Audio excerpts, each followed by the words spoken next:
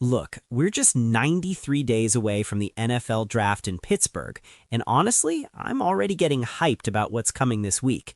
The Shrine Bowl practices are kicking off right here at the Star in Frisco, and this is where things get real interesting for us.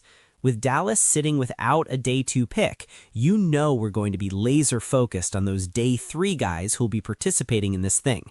What's up, Cowboys? Welcome to the NFL Playbook Cowboys. If you're new here, don't forget to hit that subscribe button.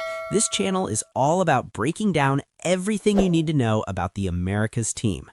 So, here's the deal with the Shrine Bowl. This year's roster is actually pretty solid compared to what we've seen in recent years. I mean, when you look at where Dallas is probably going to be picking, this is exactly the kind of event we need to pay attention to. A couple of our position coaches are even going to be part of the coaching staff there. Lunda Wells is head coach of one of the teams, and he's our tight ends coach, which makes sense why he'd be involved. Let me run through some names that have caught my eye. Anthony Lucas, the edge rusher out of USC, is definitely someone to watch. Then there's Patrick Payton from LSU, who's had this really up-and-down career, but I'm curious to see what he can do in this setting. DJ Campbell out of Texas is another interesting one. This guy started at right guard for Texas over the last 3.5 seasons, and look, he's had some really high highs, but also some really low lows. The vibe I'm getting from people around Texas is that there's just too many inconsistencies with him. Like, he gets up for the big games and plays really well, but it's everything in between that makes you wonder. He's physical, he'll get you at the point of attack, very strong in the run game, can hold up in pass protection. But the question is, are you going to get that every snap? He's one of those guys you want playing next to you on the offensive line because of the violence he plays with, but consistency is the issue he needs to prove at the Shrine Bowl. Another guard I'm keeping my eye on is Armage Reed Adams from Texas A&M. Both these in-state guards are going to be really interesting to evaluate, because if Dallas moves on from TJ Bass or Brock Hoffman, we're going to need that depth at guard.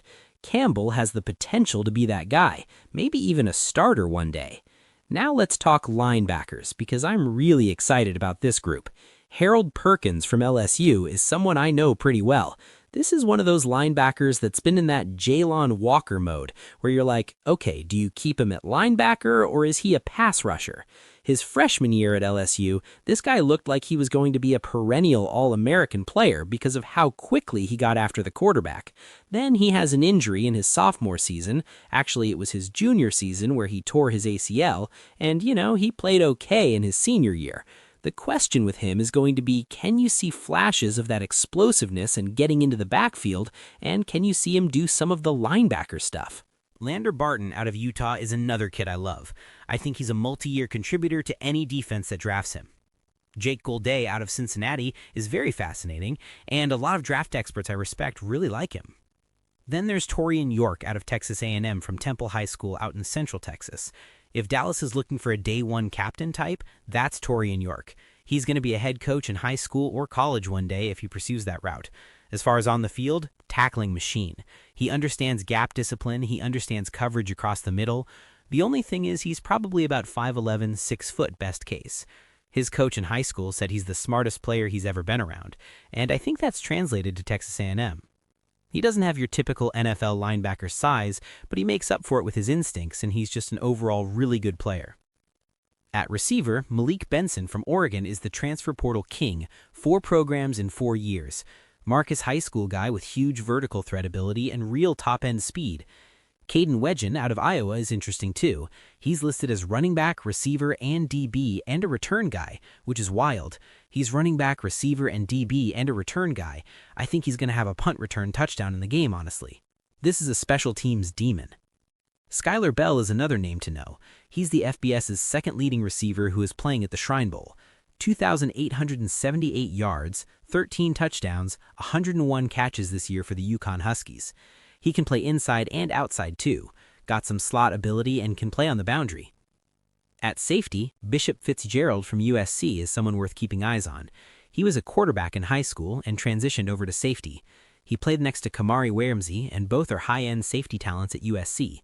Fitzgerald tackles well, plays down the hill, and still displays some good ball skills. If you're talking about a mid-round safety, I think that's somebody worth considering because we need to find value buys on the defensive side on day 3. Ahmad Moses at safety from SMU is another local kid, South Oak Cliff. He's really grown a lot, and I'm excited to see him in this environment. He had multiple picks this year, including the game-sealing one in the SMU Miami game that allowed for the empty possession at the start of overtime. Total playmaker, headhunter, ball hunter. He's a name that could possibly rise draft boards a little bit this week. Look, when it comes to defensive tackles, Dante Corleone from Cincinnati is an interesting one. He's kind of one of those guys where it pairs together with a good linebacking core, and then he played really well in the interior.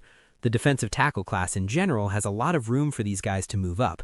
You've got Amari Washington out of Oregon, who went back to school, Dominique Orange out of Iowa State, Caden McDonald out of Ohio State, Christian Miller out of Georgia. There's going to be some movement in this group.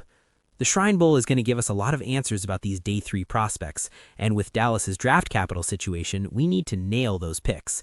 These All-Star games are where you find your depth pieces and your special teams contributors. I'm looking forward to seeing how these guys perform this week at the Star.